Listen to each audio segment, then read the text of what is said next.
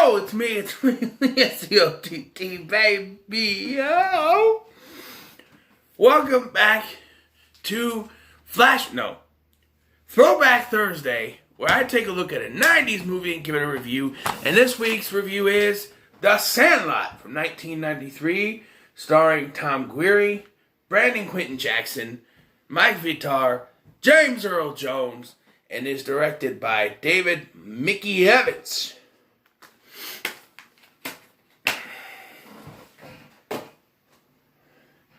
Now, I don't know why I need to say this, but I watched this on my Vudu because I was lazy, and my Roku was already on, and I'm sitting there, I'm like, wait, do I have this on my Vudu? So I checked my phone first, my Vudu app on my phone, and I looked. Like, yeah, I do have it, okay. So I just watched it on my Vudu, and I'm going to do that with the Alien movies too, because I'm a lazy mofo. So, I think the Alien and Predator movies, I do all of them. Just from the Roku.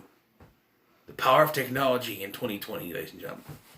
So, what is the story of The Sandlot? You know the story of The Sandlot. The story is that there's this new kid named Smalls. Is it Scotty Smalls or was that the sequel? Hold on. Yeah, Scotty Smalls. Okay. He moves into a new town where he, with his mom and his stepdad, and he meets this group of kids who play baseball over at the local Sandlot, and it's just about him connecting with them. And then when he loses his stepdad's prize ball, signed by Babe Ruth, they have to get it back. So there it is.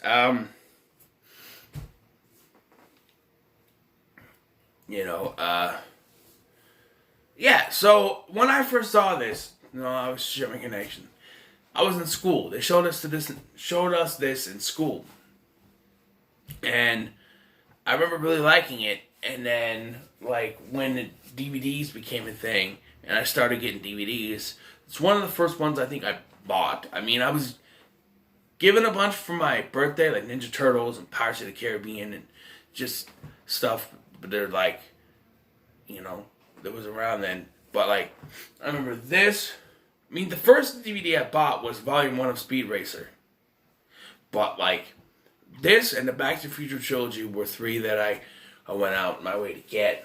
Or a couple that I went out my way to get. Because, I saw that, and I have the Blu-ray, which I didn't watch. I watched the digital. But, it works. It works.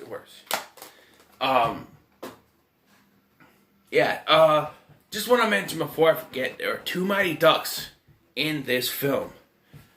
Brandon Quinton Adams played Jesse Hall in the first two Mighty Ducks movies, and Mike Vitar played, I had the name down, Luis Mendoza in the last two Mighty Ducks movies, which is pretty cool. And of course, Patrick Renna, he was also in The Big Green. And Chauncey Lepardi was also who played Squints, he was also in The Paper Brigade. And Sandlot 3, who plays in the same character. Otherwise, the rest of the actors, although I watched this video before I did this review, it was a 25th anniversary reunion from a couple years ago. The only one who wasn't there was Mike Vitar. But this guy, yet the actor who played Yeah, my God, he's a muscle bound. Ooh, he been working out. My God, he grew up to be like Hulk Hogan or something. What are you talking about, brother? Okay, anyway. But, yeah, this movie isn't timeless, but it's very much a product because it takes place in the 60s. So when you do a period piece film, you're gonna run the risk of it being a product of that time which you're set out to be. So this takes place in the 60s, right? And so, yeah, it's very much a 60s type film. The film is narrated actually by the director, David Mickey Evans. He narrates the film. There's three different actors that play Scotty Smalls and all. Tom Geary plays the younger version. There's another actor who plays the older version at the end of the film, and then David Mickey Evans, the director, who does the voice of the narrator voice of the older Scotty Smalls. And one of the big scenes that I still can't watch to this day is the scene where they go to the amusement park and they get to chew, they put it in their mouth, and they get in the thing, spin around, and they start puking. Still, I turn my head, I can't watch that scene. No. But did you know that the chew was actually just licorice and bacon? And those two things by themselves, I'm assuming black licorice. I love black licorice. I love bacon. But put them together, I don't know. Maybe the sweet and salty would be alright, but I don't know. I'd have to try that. Maybe I'll get bacon bits and some black licorice, and we'll do a Sandlot challenge video. Maybe when I go grocery shopping the next time, maybe we'll do that. Yeah, and actually on set, they actually I don't even know this, but the whole kid cast was that actually snuck in by Tom Geary's older brother into a screening of Basic Instinct. Can you imagine being a kid at that age and seeing Basic Instinct? I've never seen Basic Instinct, but even I know about the scene with Sharon Stone in the chair, moving the legs. You see the even I know about that, and I haven't seen the damn movie. Can you imagine what those kids would do? I've seen the scene. Believe me, I've seen it. But can you imagine being a little kid and seeing that? Can you talk about the actual movie? The actual movie, there's nothing bad to say about this movie, you know. There's one thing that, like, he keeps going back and forth with Bill, that played by Dennis Leary, who's his stepdad, and Bill, Dad, Bill, Dad, Bill, and by the end, he's calling him Dad. And I know it's about a kid adjusting to a new life, new friends, adjusting to a new stepdad, that kind of thing. As a guy who's had two stepdads in his life, I can relate to that. I'm not, I've never been comfortable calling someone dad who wasn't my dad, other than a little jokey nickname from a friend of mine that I call Daddy. Just a joke. It's not real, but like, I don't know, I've just never been comfortable with that, so I call them by their actual name, Like, he's a Bill, or Dad Bill. My grandpa's name is Bill, actually, so it's kind of weird, but yeah, it's always been kind of weird for me to call someone who's not my actual father, Dad. So it's, and I'm sure there are kids out there growing up who feel that way. You're not my dad, I'm not going to call you Dad, I've called him Pops. That's about as close as I've come to calling him. I've called him Pops. Even that's more like just, having fun.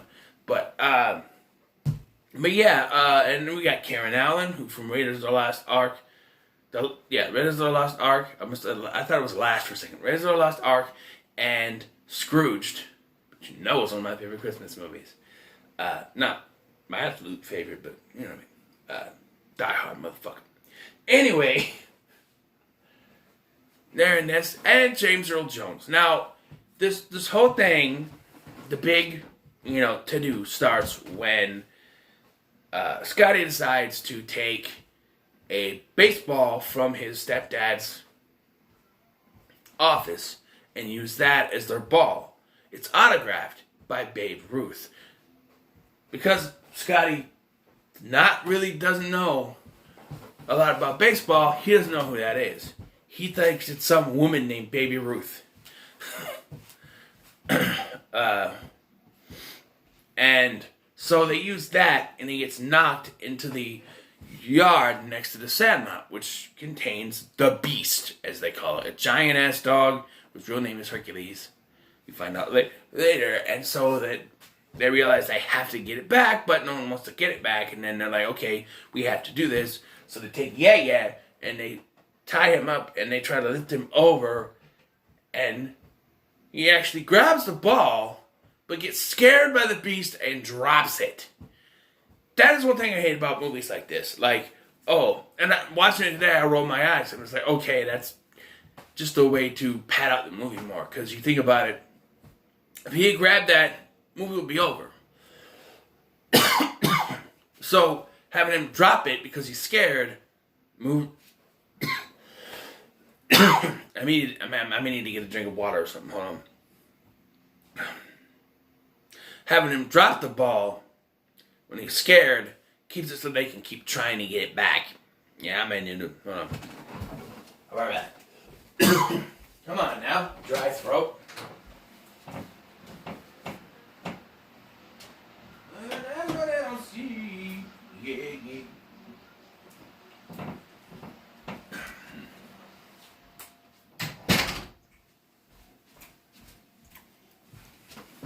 Sorry about that. I hate to leave in the middle of a video. Hence why my my recent short-lived video is kind of weird looking. Anyway, where the fuck was I? Dropping the ball. Yeah. So, dropping the ball. Dropping the ball. Yeah, dropping the ball.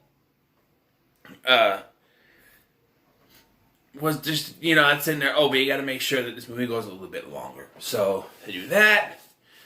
And eventually, they get the ball, but then, eventually there's this whole thing with the dog getting out, Benny running around, and then the fence falls on the dog, and they have to get it off of him, and then they have to tell the owner, who's a blind man, played by James Earl Jones, and he, they talk to him, and it's mentioned earlier in the film that when she knocked on the door, everybody was too scared to do it, so,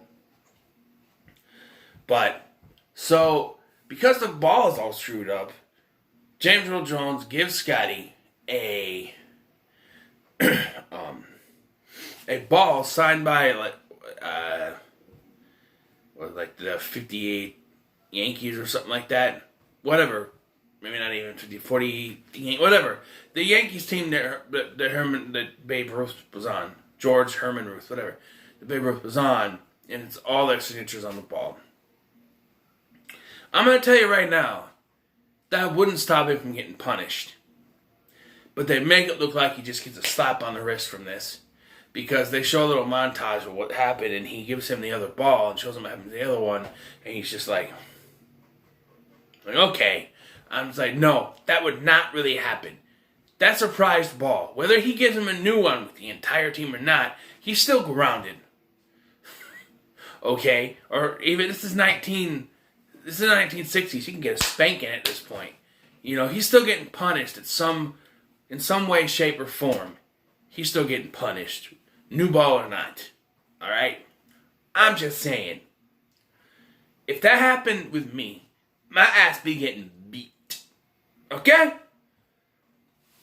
I'm just saying. Let's talk about Wendy Peppercorn here. She's the girl that Squints has a crush on, and the infamous pool scene where Squints acts like he's drowning, so he can get CPR from Wendy Peppercorn, and then he ends up making out with her, which is weird because she's a teenager and he's a little kid, but according to the end of this film, they get married and have 9 kids. So, I've only seen I've seen the second one, which has nothing really to do with this other than the same Sandlot and James Earl Jones reprising his role. And the third one, I've seen bits and pieces of with Luke Perry and stuff. And Squints does come back in that, but I don't know.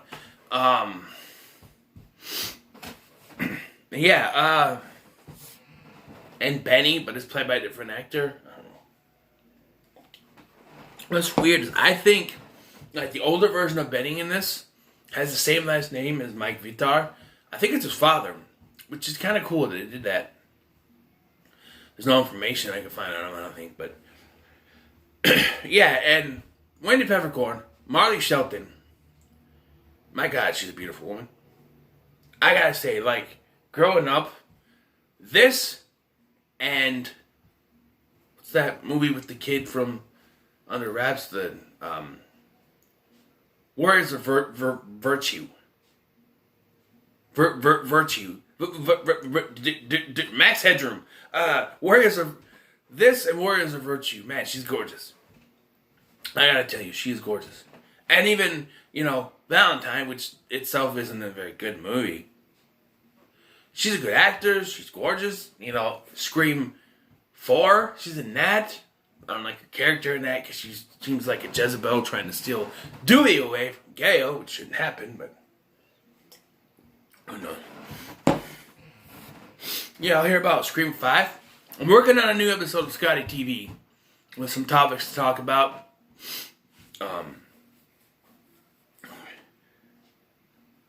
So, look for that. But, yeah, this movie is great. Gotta give it a 9 out of 10. Really enjoyed it. I gave it a 5 stars on my Vudu. I'm gonna do that now with these reviews. If I watch them on Vudu, I'll tell you how many stars I gave it on Vudu. This gets 5 stars for me on Vudu. Not 10. 5 stars for me on Vudu because I really enjoy it. But that's a 5 stars. 9. Because, I reserve my 10 for movies that, that deserve it. Really deserve it. Bill and Ted's Excellent Adventure, So, yeah. It's a 9. So, what are you guys' thoughts on The Sandlot? Let me know in the comments below. Like, share, and subscribe. Thank you for watching. I've been Scotty. I'll see you in the next one.